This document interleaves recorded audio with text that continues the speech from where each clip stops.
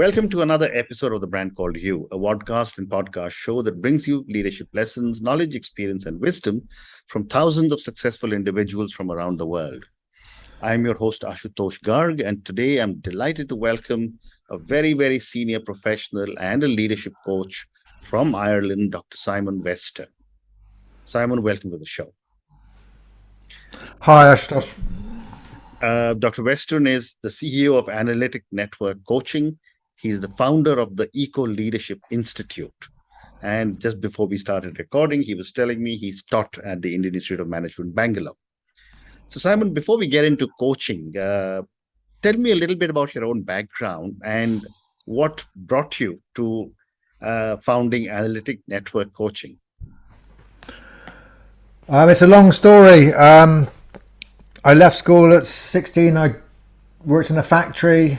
I didn't get much education, and I later was encouraged by a friend to become a general nurse in a hospital. So I trained as a general nurse, and then I got very interested in psychiatry. So I then trained as a psychiatric nurse, and then I went through trained as a psychotherapist and became a family psychotherapist in Liverpool for a decade.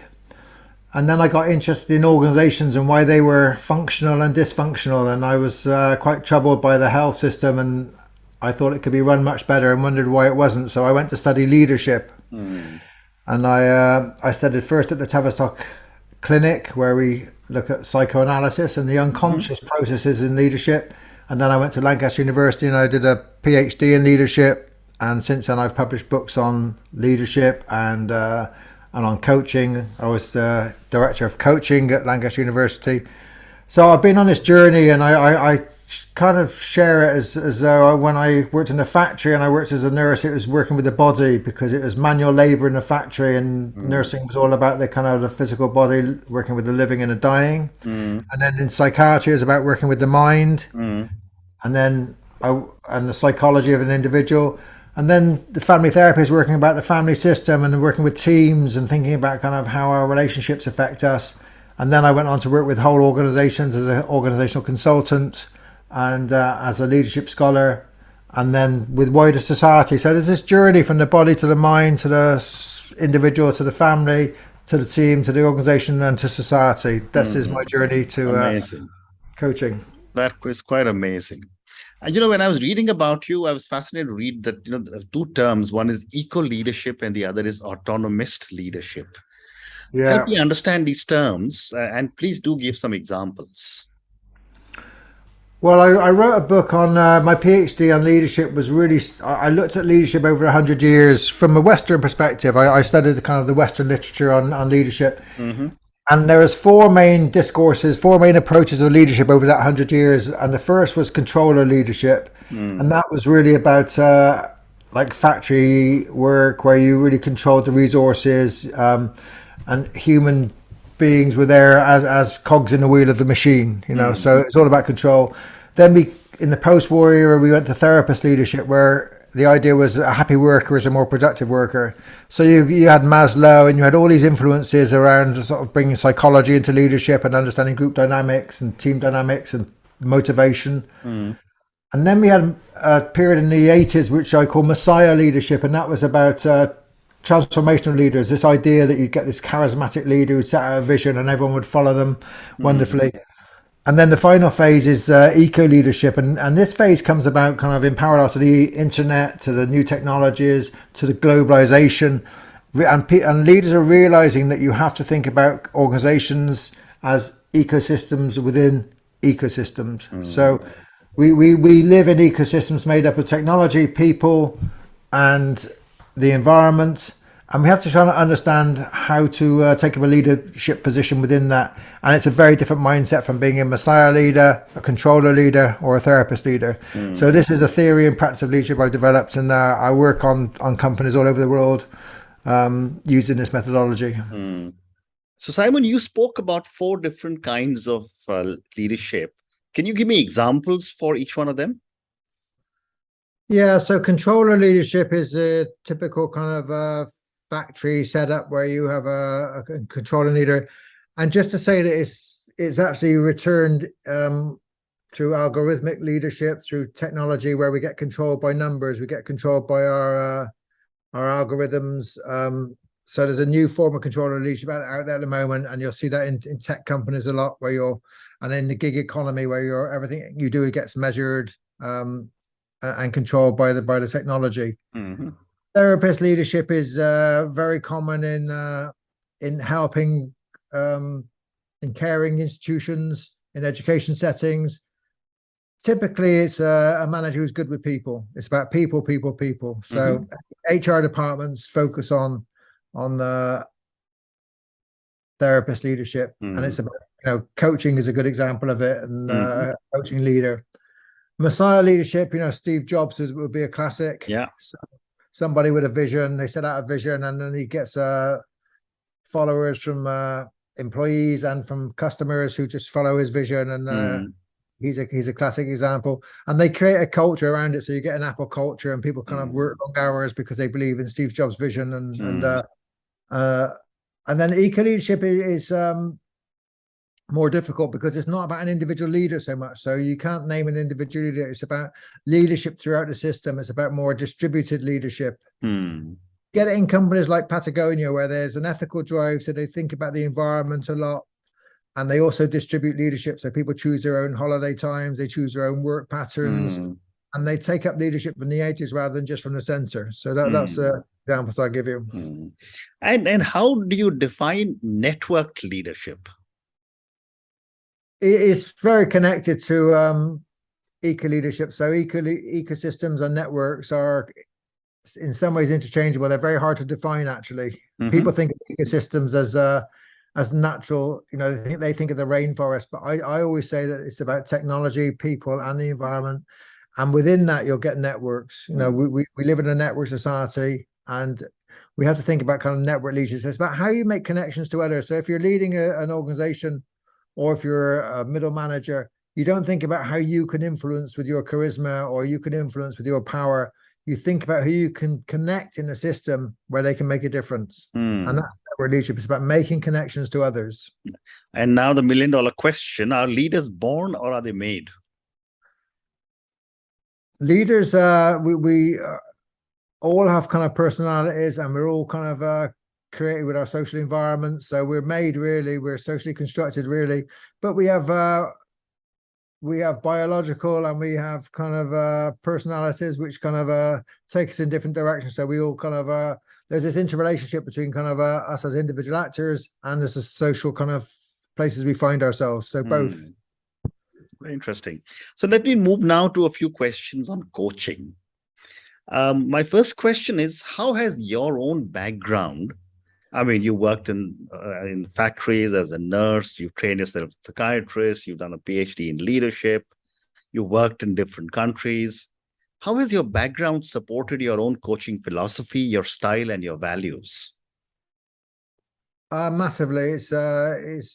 I've learned so much from being a psychotherapist. I import into the coaching world. I think about my leadership practices and studies. I work with global banks. I work with massive retailers, car manufacturers. I work in high-tech companies. And all these influences help shape my kind of coaching practice. But my values are deeply held. I'm a Quaker. I have a faith. So I bring an ethical and a faith position, which is at the heart of all my work. So Analytic coaching, we have a purpose, which is coaching leaders to act in good faith to create the good society. So we put ethics at the center of our work. Value. Okay. And most of us, as we grow up, we get a lot of people who influence us. My question to you is, you've been through so many different kind of areas of expertise. How have you been shaped by people in your life, and how are they influencing you as a coach today? Well, I think we're all shaped by people in our life, negatively and positively. So, I've been shaped by my mother's strong influence, by certain people in the workplace who kind of stepped up and they recognized something in me which I didn't recognize in myself. So I was uneducated as a young man. I didn't think I had the qualities to become an academic. I never dreamt of it, but somebody picked me up and said, "Why don't you become a nurse? Why don't you go and do a PhD?" Things I would never have thought about for myself. So people kind of seeing things inside of you and offering some generosity. So the kind of, and when I've had hardships in my life, people have been there, spiritual directors, people who've kind of helped me through troubled times. So very, very powerful kind of influences from people, and learning from the negative, learning from times when things were hard and people weren't very kind, or thinking that I don't want to be like that, and trying to help others kind of not be like that. Interesting. The other part that is often discussed, and I ask this from many people, and I'm a coach as well. You are in an incredibly diverse country, culturally. Yes. My question to you is, how does culture impact coaching? I think a lot, and I think often in the West we don't account for this enough. So I work internationally. My cohort, we have people from India, China, we have people from all over the world coming. But coaching, kind of the dominant forces of the coaching come from the USA. They're the dominant, the biggest publishers. They're more coaches there than anywhere else. And there's this idea of individualism, of American values, of the American dream, positive psychology, that they get imported into the work, and people don't think enough about kind of how culture does impact. So when you're working in the Middle East, when you're working in Arab cultures, when you're working in Asian cultures, there's a different understanding of self, and I think coaching really has to kind of learn how to adapt much more than just impose something from the center. Interesting.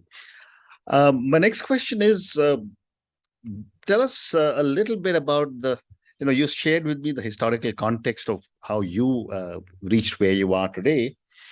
How has that impacted your view of yourself, your clients, and coaching? How is what impacted? How is your own journey, your own historical context impacted?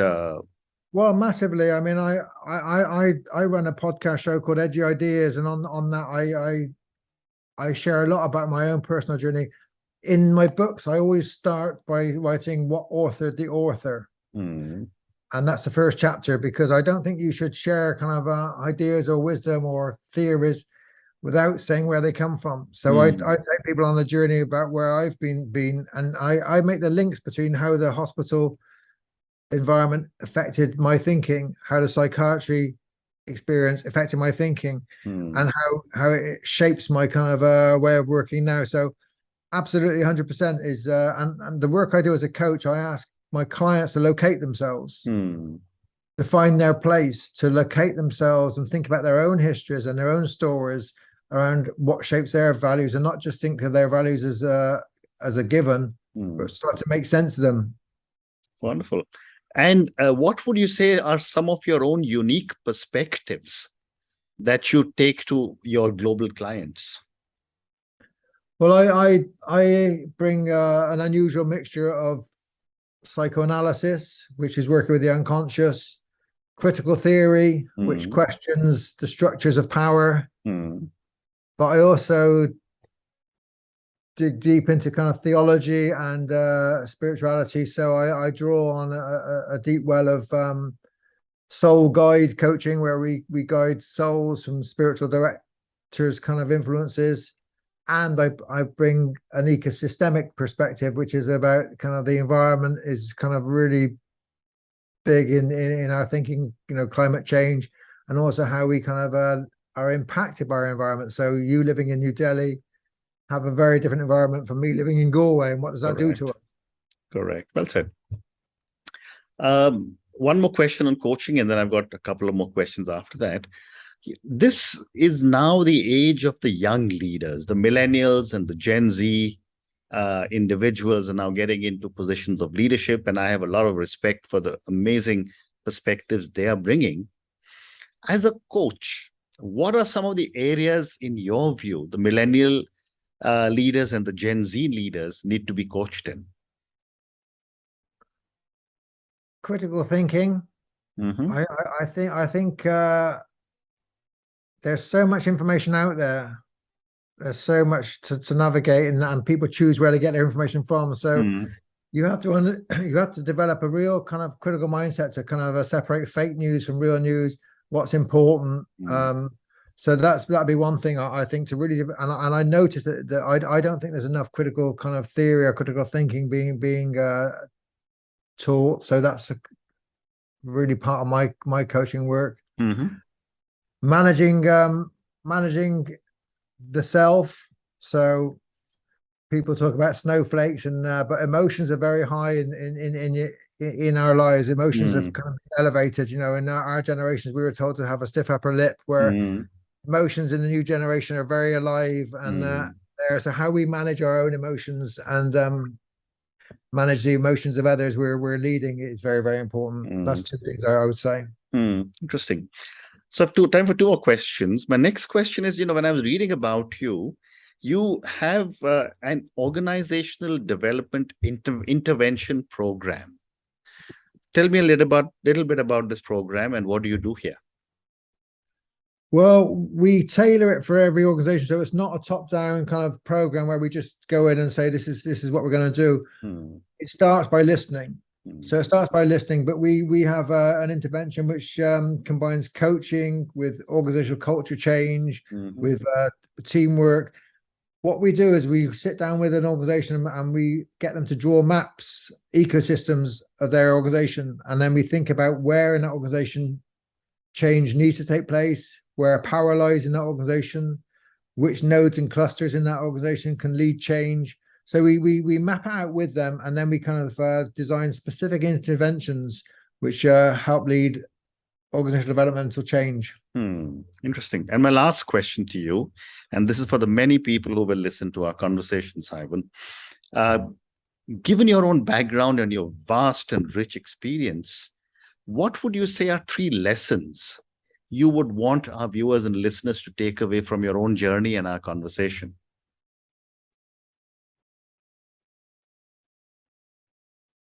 Three lessons. I find it hard to bullet point things.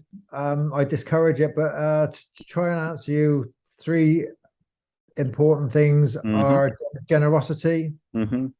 I've just learned in life that the more you give, the more you personally get back, and the more kind of the world gives back to you. So generosity is a huge kind of part of the work. The unconscious.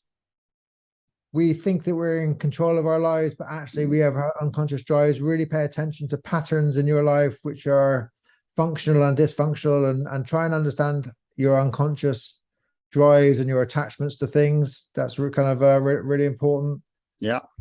And the third is really developing eco mindset. So this is hugely important, that we are not separate from nature. We're not on top of things as human beings. We have to kind of understand ourselves as being part of nature, and trying to understand our relationships to technology, people, and the environment. And if you situate yourself within an ecosystem, then you get a much greater understanding of yourself and of others. Very interesting. And on that note, Simon, and your 3 wonderful pieces of advice. Number 1 is generosity. The more you give, the more you get back. Being conscious about what's happening in your life, pay attention to the patterns in your life. And the third one is develop an eco mindset, which is respect nature. Thank you so much for speaking to me. Thank you for talking to me about your own journey, about analytic network coaching, about the different forms of leadership, and so many different perspectives on so many different aspects of coaching. Thank you again for speaking to me, and good luck. Thank you for the invitation. It's been a pleasure, Ashutosh. Thank you. Bye-bye. Thank you for listening to the Brand Called You videocast and podcast, a platform that brings you knowledge, experience, and wisdom of hundreds of successful individuals from around the world. Do visit our website www.tbcy.in to watch and listen to the stories of many more individuals. You can also follow us on YouTube, Facebook, Instagram, and Twitter. Just search for the Brand Called You.